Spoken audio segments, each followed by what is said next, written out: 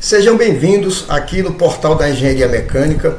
O nosso portal tem o compromisso de periodicamente estar apresentando para você assuntos tecnológicos voltados para a engenharia. Então, se você gosta de tecnologia, de engenharia, fica conosco, tá? Hoje, para mais um dia aí, que vamos apresentar um assunto bastante interessante.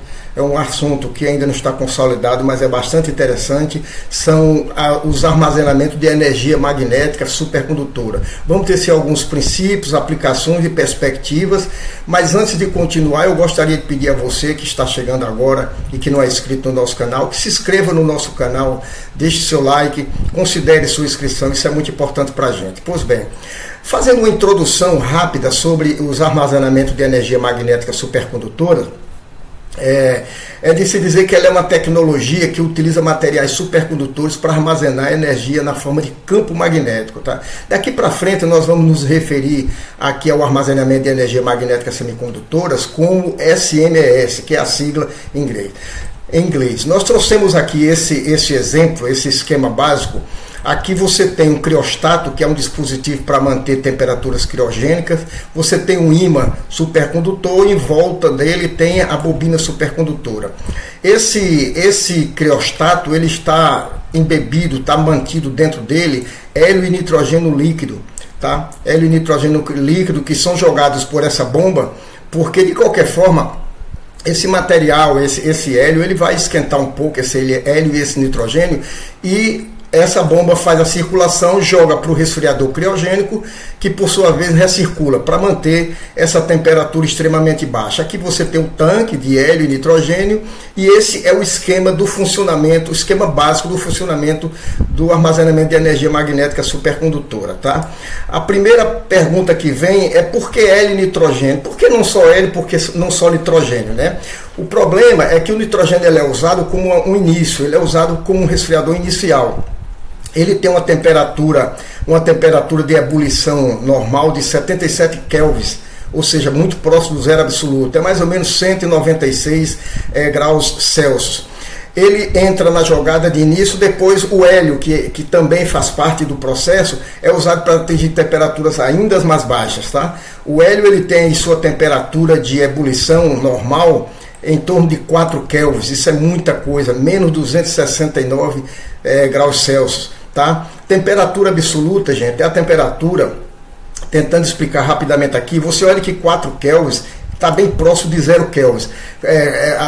O zero absoluto é aquela temperatura em que a matéria está morta, tá? Ela está morta. Ela não tem vibração celular, não tem vibração atômica, não tem vibração de elétrons, não tem nada. Ela está simplesmente sem atividade nenhuma, tá?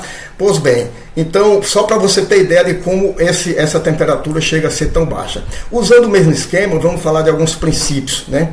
Vem a segunda pergunta. Mas vem cá, e por que esse criostato tem que ser extremamente frio? Por que ele tem que ser extremamente frio? A resposta está na supercondutividade. Porque a supercondutividade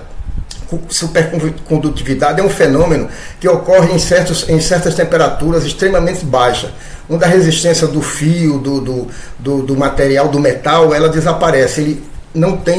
Ele está naquela temperatura, está praticamente no zero absoluto, ele não tem atividade nenhuma e por isso a corrente corre infinitamente dentro do material, tá? Por isso essa necessidade de manter isso aqui baixo, porque só existe um supercondutor se ele estiver abaixo daquela temperatura crítica que a gente vai apresentar lá na frente.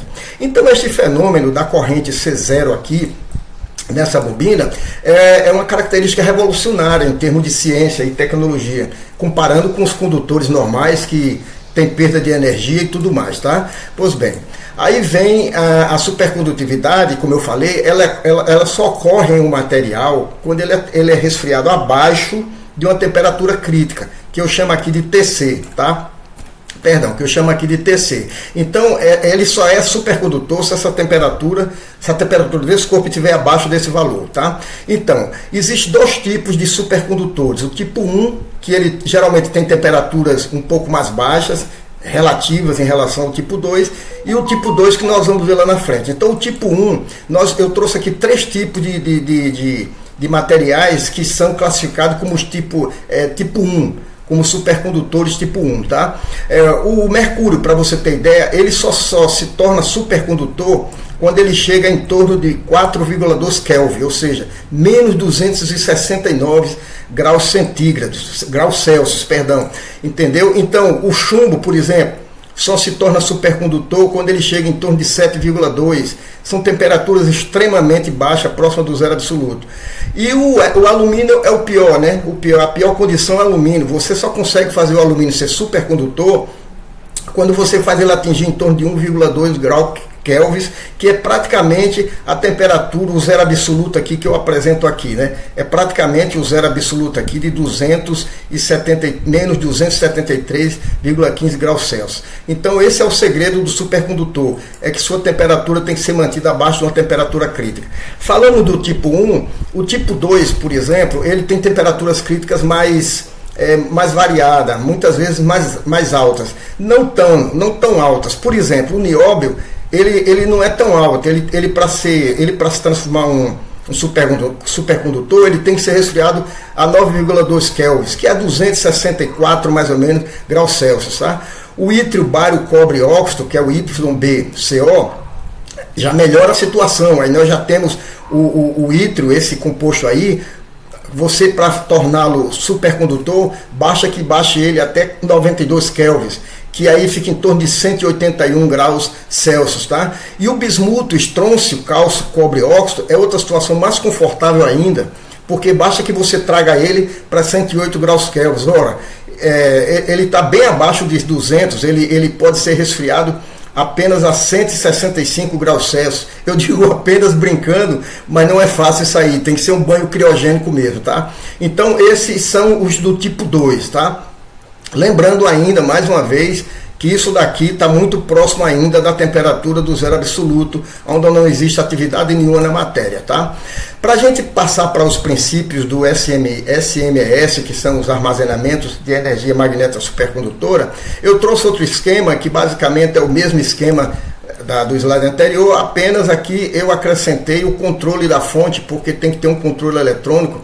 Aqui você tem um trafo, você tem a rede trifásica, que vem da concessionária, e você tem aqui esse controle. Esse controle, ele é que faz corrente alternada contínua, contínua alternada, essa coisa toda. Então, ele é o comando aqui do criostato, tá? Do nosso sistema. Pois bem, já que a gente falou tanto em bobina, falou em ímã supercondutor, afinal de contas, eu apresentei o tipo 1, apresentei o tipo 2, mas afinal de contas, de que é feito então esse aqui na prática mesmo? Qual é o que é mais usado na indústria? A bobina supercondutora, ela é fabricada, entre outros, daquele material que eu apresentei lá atrás, do bismuto, estrôncio, cálcio, cobre, óxido, o BSCCO. Essa formulazinha aqui, a fórmula química dela, só essa besteira aqui, tá? Então, ele é muito próprio, por quê? Porque você baixa ele a menos 165, ou seja, a 108 kelvins. Então, você tem uma situação mais confortável para conseguir o supercondutor, que é essa bobina que está rodeando aqui o ímã supercondutor, tá? E o ímã supercondutor? O ímã supercondutor, ele é feito de titânio nióbio, que é aquele que eu mostrei, 9,2 Kelvin. Aí você pode perguntar, mas vem cá, você falou que quanto maior a temperatura, melhor. Mas a indústria usa mais o nióbio titânio, embora a temperatura dele seja muito baixa ainda, menos 264 Celsius ou 9,2 Kelvin, mas aí vem uma explicação da indústria. É porque esse material ele é comumente usado devido à boa capacidade de transporte de corrente em temperaturas criogênicas. Então a indústria se sacrifica para manter uma temperatura mais baixa aqui, para poder usar o ímã de nióbio titânio. Muito embora ela tenha que resfriar ele muito baixo, tendo em vista que é essa temperatura de 9,2, tá? Essa é a explicação para que ele seja tão usado, tá? Porque ele é muito eficiente. Continuando agora na nossa explicação dos princípios, vamos entrar para o funcionamento. Como é que funciona então essa parafernália aí desse armazenamento de energia magnética, né? Nós temos aqui o nosso controle que eu falei, ACDC, DCAC, ele faz essa transformação. É o controle eletrônico do sistema. Pois bem, inicialmente é feita uma carga, tá? É feita uma carga, a rede está aqui, esse controle autoriza, começa a carregar a bobina, e a bobina começa a gerar campo magnético. A corrente é inicialmente passada pela bobina supercondutora, criando esse campo. Esse campo, gente, é o que na verdade armazena a energia elétrica. É o campo magnético que fica aqui dentro do criostato. Esse criostato, ele é um recipiente isolado a vácuo, tá? Ele é isolado a vácuo aqui. Eu não tinha falado ainda nisso, mas ele é isolado a vácuo, tá? É altamente isolado, tem sua bombinha aqui para jogar o líquido para lá e para cá, tá? A sua bombinha. Então esse campo magnético é o que realmente armazena a energia, tá? Aí depois de você criar o campo magnético, esse controle ele autoriza desliga, a corrente está satisfatória, uma vez que a corrente desejada é estabelecida, a conexão elétrica com o circuito externo é desligada. Isso significa o seguinte: isola a bobina.